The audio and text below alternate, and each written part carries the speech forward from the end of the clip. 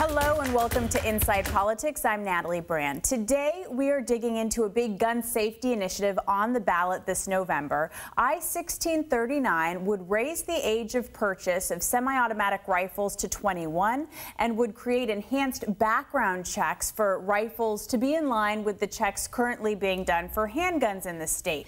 It would also create standards for secure storage. So joining us for this conversation today, Stephen Paolini, a campaign manager for Safe Schools, Safe Communities, and opposing this measure, Phil Shave of the Washington Arms Collectors. Thank you so much for being here. Stephen, first question to you. This measure would bring to Washington State some of the nation's toughest gun laws. Do you know how similar laws have worked in other states? Yeah, absolutely. So this initiative is the most comprehensive gun violence prevention measure ever put forward in the state of Washington, which is a really exciting opportunity for us to look at some of the major factors behind recent mass shootings, and in particular in the state of Washington, we have an epidemic of suicide, and 80% of all gun deaths in the state of Washington are related to suicide.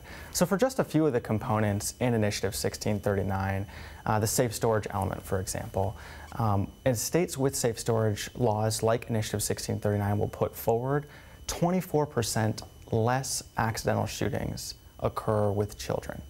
In states with the kind of waiting periods required of semi-automatic assault rifles, there's 10% less homicides and 17% less suicides. And so really while crafting this initiative, we wanted to make sure that we both looked at what has worked in other states, but also looked at particularly the kind of gun violence that affects Washingtonians in particular.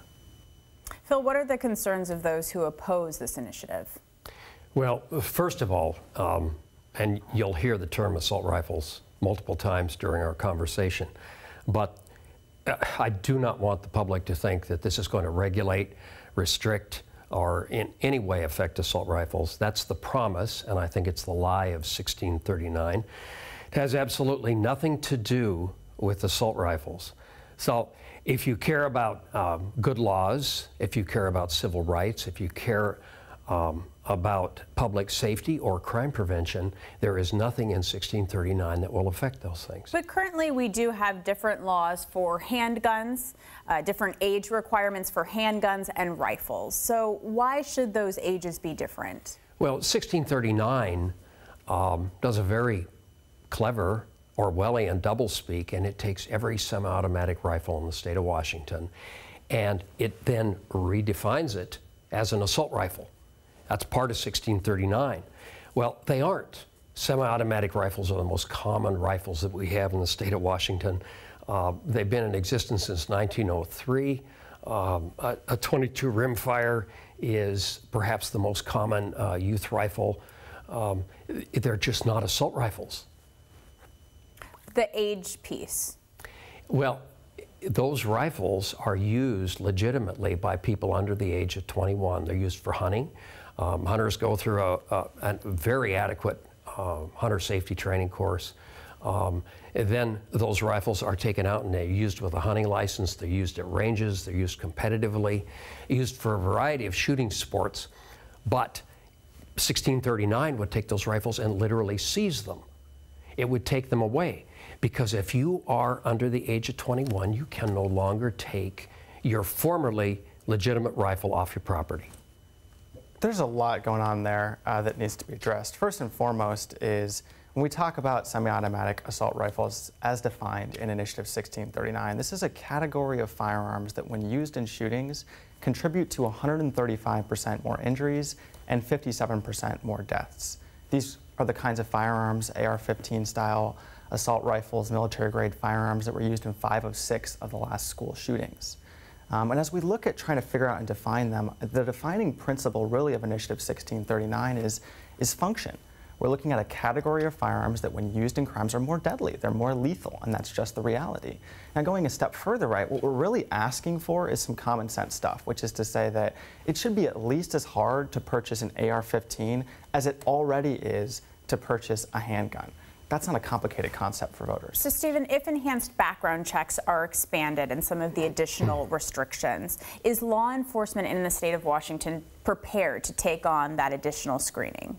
Yeah, absolutely. And there's two things actually in the initiative that help them with that. And the first is the mandatory waiting period. requiring that there be up to 10 days of a mandatory waiting period before purchasing a semi-automatic assault rifle will allow law enforcement the time to conduct these local background checks. And right now, there's a mandate on them where they got to get these done as quickly as possible. And so there's stuff that slips through the cracks. In addition, the initiative is actually really fiscally responsible, which is to say that it's baked in the cost of implementing the program within the initiative. It says that the Department of Licensing can charge up to $25 to help local law enforcement run these background checks and implement the system. What is wrong with a little bit of additional screening? Well, Washington State has universal background checks. You can go into a firearms store and you can purchase a firearm. They will use a computer or the telephone, and they will instantly do a background check. I mean, we have had that capability. And is there a difference currently between what's done for handguns and semi-automatic rifles? Yes, there is a difference. Handguns have a waiting period, unless you have a concealed pistol license, in which case you've already been fingerprinted, you've already gone through that process. It's interesting to note that 1639 does not allow those people with a concealed pistol license to pick up that rifle, even though they've been backgrounded more than once, and take it home. We only have a minute left, but I do want to get in an important part of this bill about the safe storage. Have we determined how that would work? Yeah, absolutely. This is a principle that I think, as a gun owner myself, makes a ton of sense, which is to say that, my father, when he was teaching me how to interact with firearms, said, with actions come consequences. You've got to balance your rights with your responsibilities. And we always had a standard that said, make sure that wherever you've left your firearm, however you've decided to store it, that it's out of the hands of children and out of the hands of prohibited persons, people that we've already decided we know are at a risk to hurt themselves or others, maybe because they're a violent felon or a number of other reasons. And so this initiative, one of the great things that it does is it doesn't say to gun owners exactly how you have to store it. No, we agree on safe storage, but we don't agree on how to accomplish it. What it does is it attacks the homeowner. The person who owns a firearm, who loses a firearm in a theft, is then exposed to felony criminal charges at any time in the future, depending on how the firearm was stored.